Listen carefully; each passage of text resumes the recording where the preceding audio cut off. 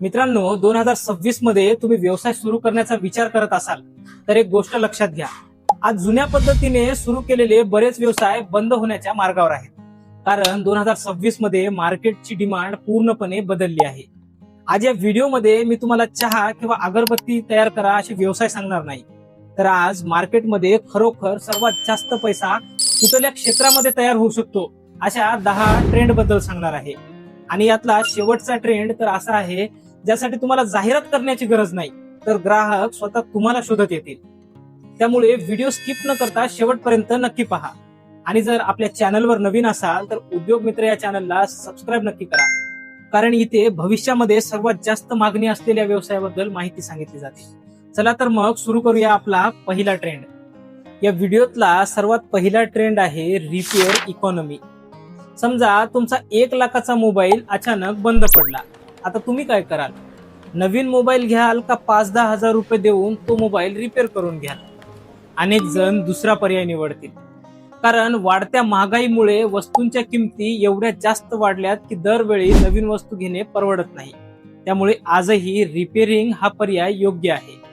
म्हणूनच 2026 मध्ये repair economy हा ट्रेंड मोठ्या प्रमाणात वाढताना दिसत आहे.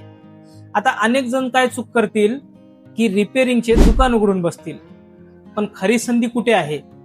खरी संधी तुम्ही ग्राहकांच्या घरी जाऊन त्यांच्या वस्तू पिकअप करणे व रिपेअर करून पुन्हा त्यांच्या घरी नेऊन देणे याच्यामध्ये आहे. आता आपला दुसरा ट्रेंड आहे हेल्दी कन्व्हिनियन्स फूड. आज अनेक जण कामासाठी किंवा शिक्षणासाठी बाहेरगावी रूमवर राहतात. दिवसभर काम करून परत आल्यावर त्यांना पुन्हा स्वयंपाकासाठी कंटाळा येतो. पण दररोज बाहेरचं जेवणही शरीरासाठी चांगलं नसतं. यावर उपाय म्हणून असे प्रोडक्ट तयार केले जातात जे अगदी 5-10 मिनिटात गरम करून खाण्यायोग्य असतात. यामध्ये diet tiffin services, healthy breakfast आणि प्रोटीन स्नॅक्स अशा पदार्थांचा समावेश असतो.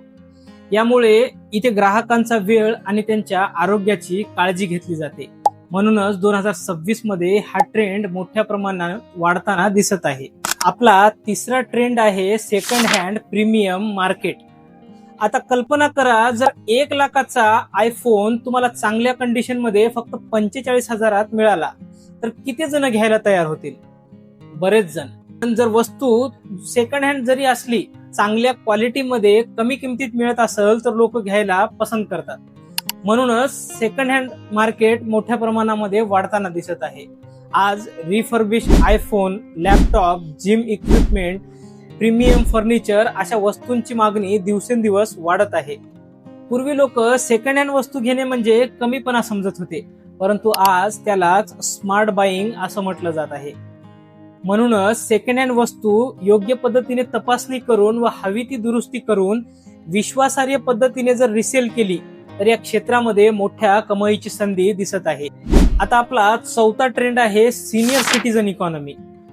आज भारतामध्ये असे अनेक आई वडील आहेत ज्यांची मुलं शिक्षणासाठी दुसऱ्या शहरामध्ये किंवा विदेशामध्ये राहतात.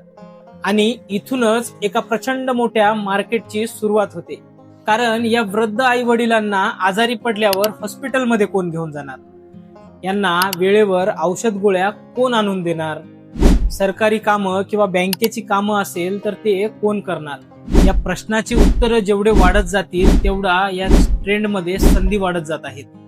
इथे लोक तुमच्या कामासाठी पैसा नाही, तर त्यांच्या आई वडिलांची सुरक्षा योग्य हातामध्ये आहे यासाठी पैसा देतात. इथे विश्वासार्ह पद्धतीने जर काम केले तर मोठ्या प्रमाणामध्ये संधी निर्माण होत आहे. म्हणूनच सिनियर सिटीजन इकॉनॉमी ही 2026 मधील एक वाढता ट्रेंड आहे. या व्हिडिओतला 5वा ट्रेंड आहे सबस्क्रिप्शन इकॉनॉमी. मला सांगा, व्यवसायामध्ये सर्वात जास्त ताण कुठल्या गोष्टीचा येतो? प्रोडक्ट तयार करण्याचा की ग्राहक मिळवण्याचा? अनेक जण म्हणतील नवीन ग्राहक मिळवण्याचा. कल्पना करा, महिन्याच्या 1 तारखेला एकही नवीन ग्राहक न मिळवता तुमच्या खात्यामध्ये पैसे जमा व्हायला सुरुवात झाली. याला सबस्क्रिप्शन इकॉनॉमी असे म्हणतात. आज सबस्क्रिप्शन इकॉनॉमी फक्त नेटफ्लिक्स किंवा OTT पुरती मर्यादित नाही, तर अगदी सामान्य क्षेत्रामध्येही मोठ्या प्रमाणामध्ये महिन्याच्या बेसिसवर चालणाऱ्या व्यवसायाची मागणी वाढत आहे. इथे ग्राहकांना महिन्याभराची सुविधा मिळते आणि उद्योजकांना नवीन ग्राहक शोधण्याचं टेन्शन कमी होतं.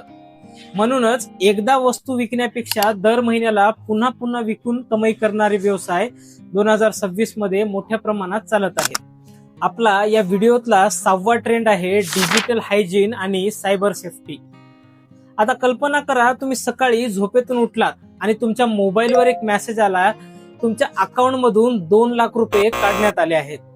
आणि धक्कादायक गोष्ट म्हणजे अशा घटना फक्त एका चुकीच्या क्लिकमुळे घडतात. ऑनलाईन व्यवहार जितक्या जास्त वेगाने वाढत आहेत तितक्याच वेगाने सायबर फ्रॉड, डेटा चोरी आणि अकाउंट हॅकिंगचे प्रकारही वाढत आहेत. आणि याच समस्येतून 2026 मध्ये डिजिटल हायजीन आणि सेफ्टी हा ट्रेंड वाढत आहे. लहान व्यवसाय, डॉक्टर, वकील आणि अगदी सामान्य लोकांनाही सायबर सेफ्टीची आता गरज भासू लागली आहे. म्हणूनच डिजिटल हायजीन आणि सायबर सेफ्टी हा येत्या काही वर्षात सर्वाधिक मागणी वाढणाऱ्या ट्रेंडपैकी एक ठरू शकतो. या व्हिडिओतला 7वा ट्रेंड आहे रुरल लॉजिस्टिक. एक गोष्ट लक्षात आली आहे का? आज ऑनलाईन ऑर्डर गावामध्ये तर पोहोचते, परंतु अनेक ठिकाणी ती वेळेवर पोहोचत नाही. कारण मोठ्या ई कॉमर्स कंपन्या प्रत्येक गावात स्वतःचं गोडाऊन किंवा डिलिव्हरी सेंटर उघडू शकत नाहीत. आणि इथेच एक प्रचंड मोठा ट्रेंड तयार होत आहे. रुरल लॉजिस्टिक आणि कुरिअर पार्टनरशिप यांची गरज गावागावात वाढत आहे. लक्षात ठेवा, ई कॉमर्स कंपन्या वाढल्या की त्यांच्यासोबत वाढणारा पहिला व्यवसाय म्हणजे लॉजिस्टिक. म्हणूनच येत्या काही वर्षात रुरल लॉजिस्टिक हा सर्वाधिक मागणी वाढणारा ट्रेंड पैकी एक ठरू शकतो. या व्हिडिओचा 8वा ट्रेंड आहे लोकल एक्सपिरियन्स टुरिझम. आज लोक फक्त फिरायला जात नाहीत, ते मोबाईलच्या स्क्रीन पासून दूर जाऊन काही तास निसर्गामध्ये रमण्यासाठी पैसे खर्च करत आहेत. म्हणूनच हुरडा पार्टी, फार्म स्टे, ग्रामीण जेवण, शेतीतील ऍक्टिव्हिटीज आणि गावातील संस्कृतीचा अनुभव यांची मागणी झपाट्याने वाढत आहे. इथे लोक फक्त जेवायला येत नाहीत, ते ताजी हवा, शांत वातावरण, मुलांना शेतीचा प्रत्यक्ष अनुभव आणि शहरात न मिळणारी ग्रामीण जीवनशैली अनुभवायला येतात.